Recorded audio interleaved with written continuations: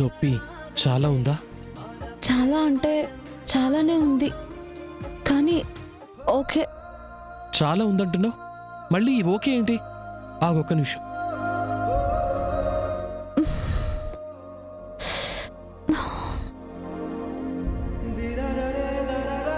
ఆ కాలు లైవ్. అయ్యో రామా, ఏంటండి ఇది? Pain bomb. మీ చేతిలో ఉన్నది కాదు, మీరు చేస్తుంది. బాంబ్ రాస్తాను అంటున్నాను, అందులో అయ్యో రామా అనేంత పాపమే ఉంది. నా కాలు మీరు టచ్ చేయడం ఏంటండి? తప్పు. నొప్పున్న చోట బాంబ్ రాయడాన్ని టచ్ చేయడం అనరు. అయినా ఇలా చేయడం తప్పు కాదు. అయిందానికి కాందానికి ఇలాంటి పిచ్చి సెంటిమెంట్లతో అడ్డుపడ్డం తప్పు. భార్యగా నువ్వు నాకు నిత్యం ఎన్నో సేవలు చేస్తుంటావు. ఆ సేవలోనే ఎంతో సంతోషాన్ని కదా పొందుతుంటావు. కనీసం భార్య ఇలాంటి పరిస్థితుల్లో ఉన్నప్పుడైనా తన వంతు బాధ్యతగా ఏమాత్రం సేవైనా చేయకూడదా?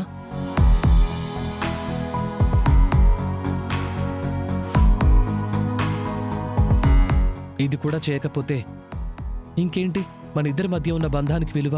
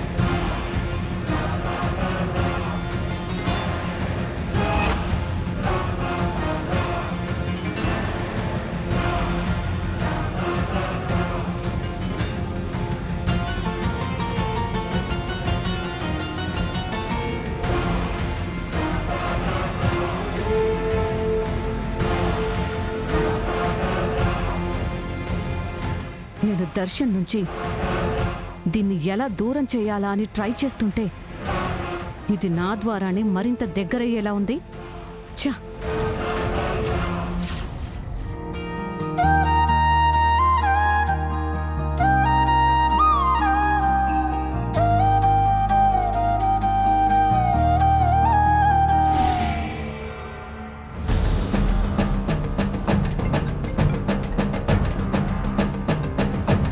చెప్పు. ఏంటి సమీరా, గొంతులో ఘాటు ఇక్కడి వరకు వస్తోంది? ఏంటి సంగతి? ఏముంది, ఏదో పొడి చేద్దామని ఈ ఇంట్లో అడుగు పెట్టానే గాని పొడిచిందేమీ లేదు, పాడు లేదు. ఏమైంది సమీరా?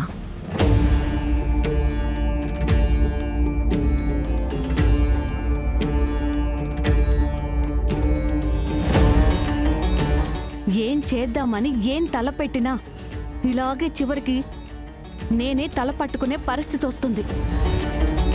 లేదనన్య, ఇక్కడ నా బలం సరిపోవట్లేదు. వాళ్ళ కాపురం మధ్యలోకి దూరదామని నేనెన్ని ఎత్తులు వేసినా అసలు నాకు టైమే అనుకూలించట్లేదు. నేను బండరాయి వాళ్ళ మీదకి విసిరినా అది బంతి పువ్వైపోయినట్టు ఏం చేసినా వాళ్ళకి ఆ సిచ్యువేషన్ ఫేవరబుల్గా మారిపోతుంది. నేను సైకలాజికల్గా చాలా డ్యామేజ్ అయిపోతున్నాను అనన్య. నా వల్ల కావడం లేదు.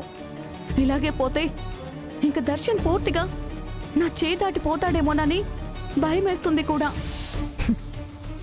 భయపడకు సమీరా. ఆ ఇంట్లో ఒక్క శరణ్యని నువ్వు ఎదుర్కోవలసి ఉంటే నీ ఎత్తులేమైనా వర్కౌట్ అయ్యుండేవేమో. కానీ అక్కడున్నది ఆనంద భైరవి అనే సూపర్ పవర్. ఆ పవర్ అక్కడుండగా నువ్వు ఎన్ని వలపు బాణాలు వేసినా, ఎన్ని వంకర వేషాలు వేసినా దర్శన్ని కనీసం తాకలేవు. శరణ్యని ఆ ఇంటి నుంచి అంగుళం కూడా కదపలేవు.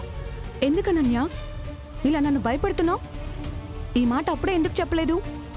ఇలా చెప్పి నిన్ను డిసప్పాయింట్ చేస్తే ఇలా ఇప్పటి వరకు అక్కడ ఉండలేవు కదా.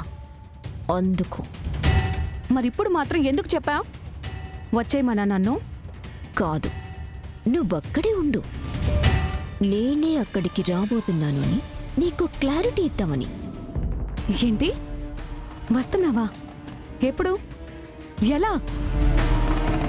అనన్య, నువ్విక్కడికి వస్తేనే నేను ఏదైనా చేయగలుగుతాను. నీ అడుగు ఈ ఇంట్లో పడాలి. అప్పుడే ఇక్కడ అసలైన టెంపో మొదలవుతుంది. ఆ సిచ్యువేషన్ కోసమే సమీరా నేను బయటి నుంచి ఎదురు చూస్తున్నాను. పదునైన ఆయుధాన్ని సిద్ధం చేస్తున్నాను. సో ఇప్పటికీ ఆల్మోస్ట్ మ్యాప్ రెడీ అయ్యింది. అంటే ఎప్పుడొస్తున్నావు? అది ఫిక్స్ అవ్వాలంటే నువ్వొక పని చేయాలి.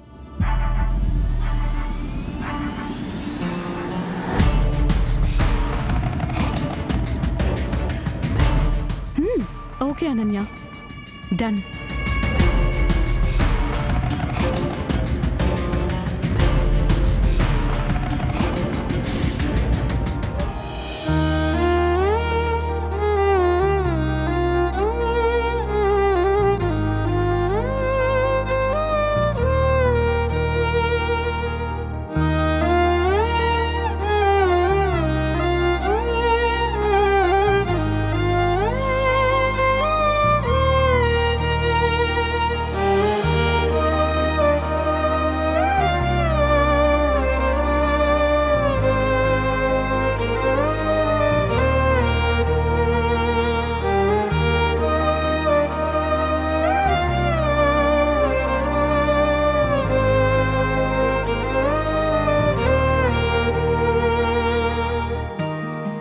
Up, down, left and right. ఇలా 3 టైమ్స్ రొటేట్ చేయి. చూడు, ఓకే కదా అని ఎలా పడితే అలా నడవకు. ఇంట్లో అన్ని పనులకి తగుదునమ్మా అని పరిగెత్తకు. కొంచెం కాలుకున్న స్వెల్లింగ్ తగ్గనివ్వు. ఎలా ఉంది శరణ్య ఇప్పుడు? అత్తయ్య గారు మీరు కూర్చోమ్మా, కూర్చో కూర్చో. ఇలా లెగడమే కాస్త తగ్గించుకుంటే మంచిది అనేది. అవునమ్మా, కాలు బెణికింది అన్నప్పుడు కూడా లేవాలా చెప్పు? చూడు, ఆల్రెడీ స్వెల్లింగ్ కూడా వచ్చేసింది. ఏదో లైట్గా అలా వచ్చింది అత్తయ్య గారు. ఏమంత పెయిన్ లేదు. మీ అబ్బాయి గారు బామ్ రాశారు. రాసిన బాంబ్ సరిగ్గా పనిచేయాలంటే ఈ గాజు బొమ్మ ఏ పని చేయకుండా రెస్ట్ తీసుకోవాలి. అమ్మా, ఆ విషయం తనకు కాస్త అర్థమయ్యేలా చెప్పు. ఉమ్. విన్నావు కదా మీ ఆయన నీకేం చెప్పాడో? అత్తయ్య గారు, ఇదేం పెద్ద గాయం కాదు కదా. దేనికే ఆయన ఎందుకు ఇంత టెన్షన్ పడుతున్నారు? చిన్న పిల్లోడిలాగా. ఇదే పరిస్థితి దర్శన్కి ఎదురైతే నువ్వు టెన్షన్ పడవా?